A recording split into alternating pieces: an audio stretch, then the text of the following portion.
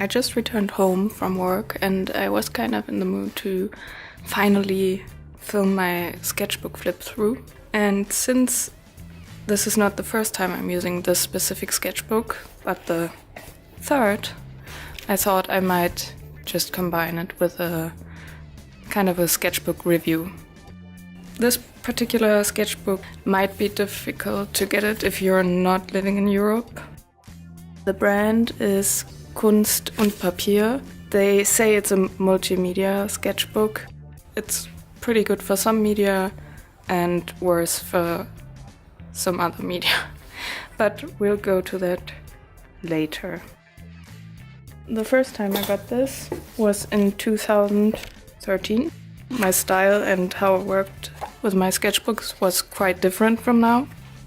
I enjoyed ballpoint pen and pencils, and it was pretty rare that I even colored stuff.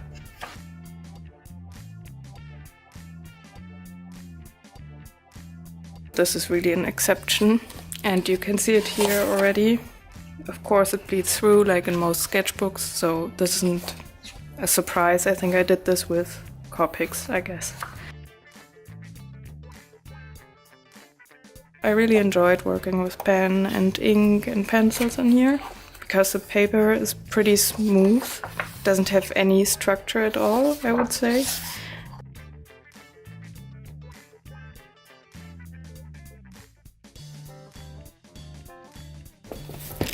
This one, the second one, I got it almost exactly 1 year later, and it's almost the same. It seems like I didn't develop much because I still stick with pencil and ballpoint.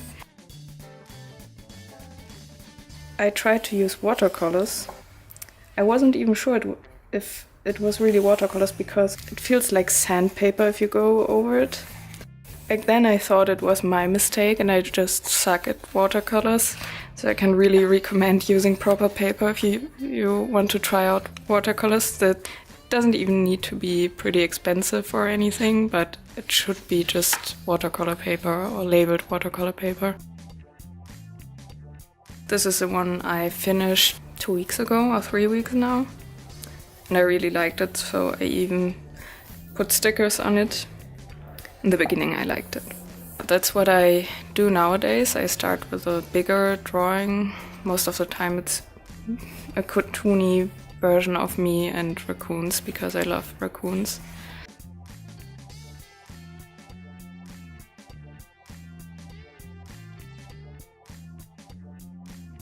And I don't even want to tell you my thoughts about the drawings. I will go more into depth about how media works on this mixed media, multimedia sketchbook. Because here I tried watercolors again in the hope it would work better than I remembered, but it was the exact same thing because the paper is just sucking in the color. So you can't even mix it, you can't play with the color on top of the paper. It's just sucked in and it looks weird. It looks like, I don't know if you can see it, but it's grainy. Yeah, and it feels very weird, and of course it's warping like hell. Yeah, pencils are alright, I think, but I'm not that much into pencils besides of quick sketches or when I pre-sketch stuff. Some studies. Then I tried acrylic markers. I think they work better because usually if you use acrylic markers on sketchbook paper, it tears the paper apart and you have these little balls of paper or parts of paper. This wasn't the case here, but somehow it gets very streaky. Might be that I didn't shake the acrylic pens long enough. This is a general problem I have with the Molotov acrylic markers. This was actually one reason why I started liking the sketchbook, because I didn't have the pressure to make every piece perfect, which I have when I'm working in expensive or watercolor sketchbooks. Here it's a $10 sketchbook. The paper is alright, but not doesn't feel like expensive paper that much. So I can just get loose and doodle and try stuff out. I would never draw this kind of thing in a watercolor sketchbook, of course. So yeah, I tried to draw the home, or imagine how the home of my character Ruby would look like, and also to practice perspective and environments, because I really suck at this kind of stuff. And I had a lot of fun. I was quite surprised because it turned out better. I mean, it's not perfect, but it turned out way better than I expected.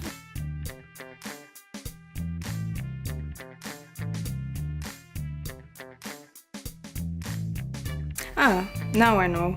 It's not the papers the main problem, it's the markers, because these are Posca pens I got in Japan, and these work really good. I mean, you have these particles of paper here, or maybe it's just color, maybe I'm wrong. But they look not streaky at all.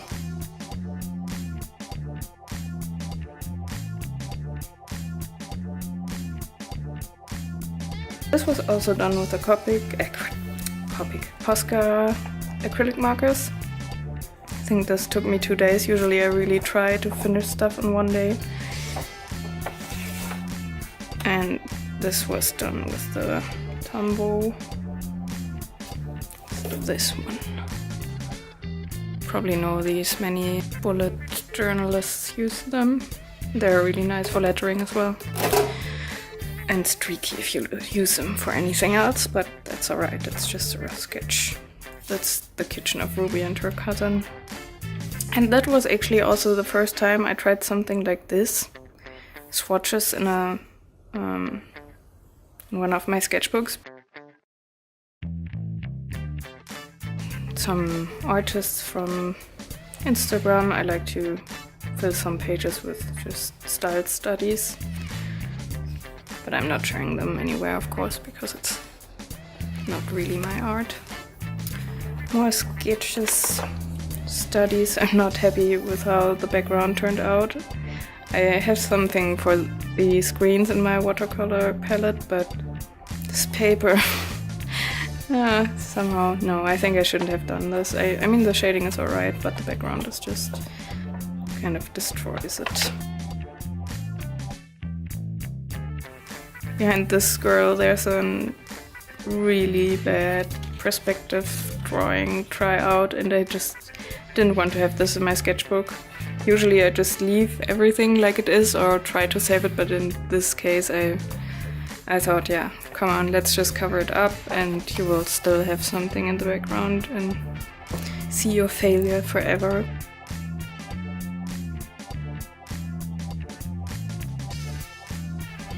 Here I painted the base, kind of the base first in watercolor, and then this bird and the branch is done in acrylic markers, and I think it's even the Molotov in this case. Yeah. Studies. Here I started to watch Orange is the New Black. Maybe you can recognize some characters. Did this while watching the series, so it's not pretty accurate.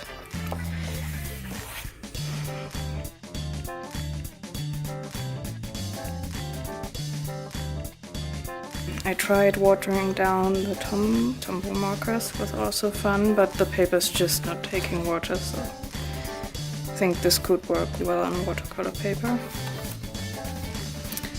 Redrawing from crappy drawing I did about 10 years ago. I think the design is just bad, so there wasn't much to save. And yeah, I don't know, I really wanted to use watercolors.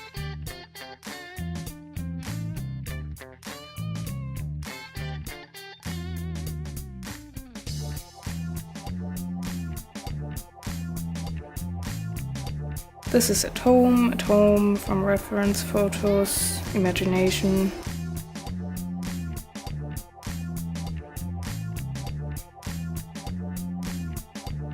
This one just, yeah, I tried gouache and it was maybe a mistake, I don't know. I think one point is that my colors are really cheap, the paper isn't made for it.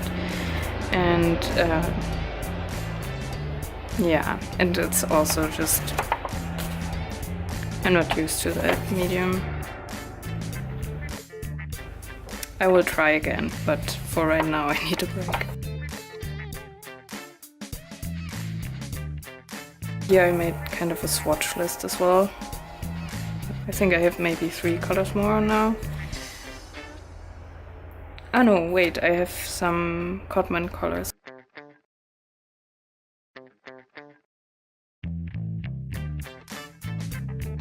This was a disappointment again.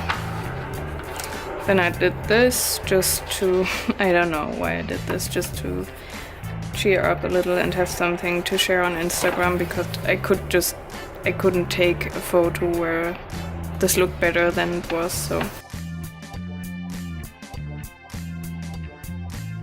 For this one it was the first time I tried Copics and they worked pretty well.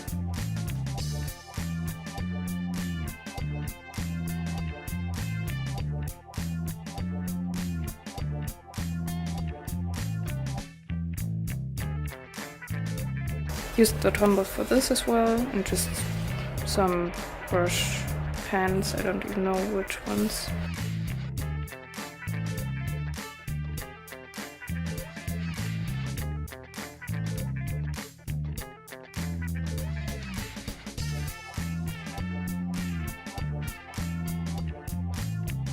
This was what I don't know if this was the first time I did this, but I just, since Copics bleed through badly, yeah, here as well, I used the acrylic markers because they're so opaque to cover this up and yeah, make use of the page. Here's some eraser dust. Yeah, kind of a, however you want to call it, but I didn't have much ideas and energy. This was better though.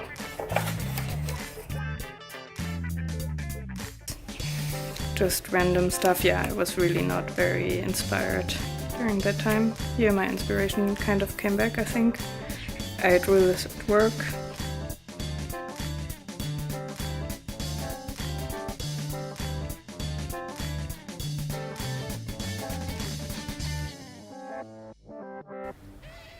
I really don't like how her face, like this is my character Ruby and I should be able to draw her to look the same all the time, but she looks different.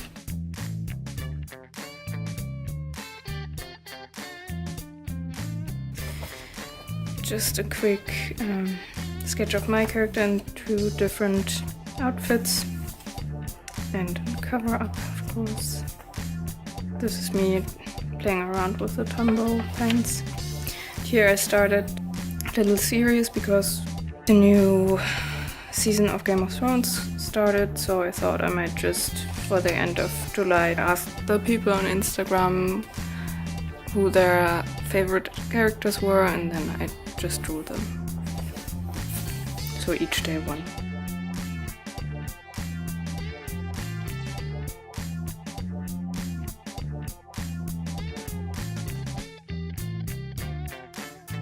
And some doodles. Yeah, this happened on my way to work one day. This is me, so someone else slipped my smartphone.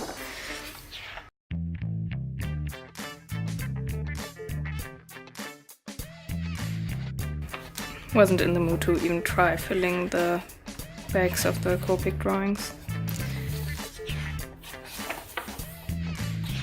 Yeah, here I totally gave up on that.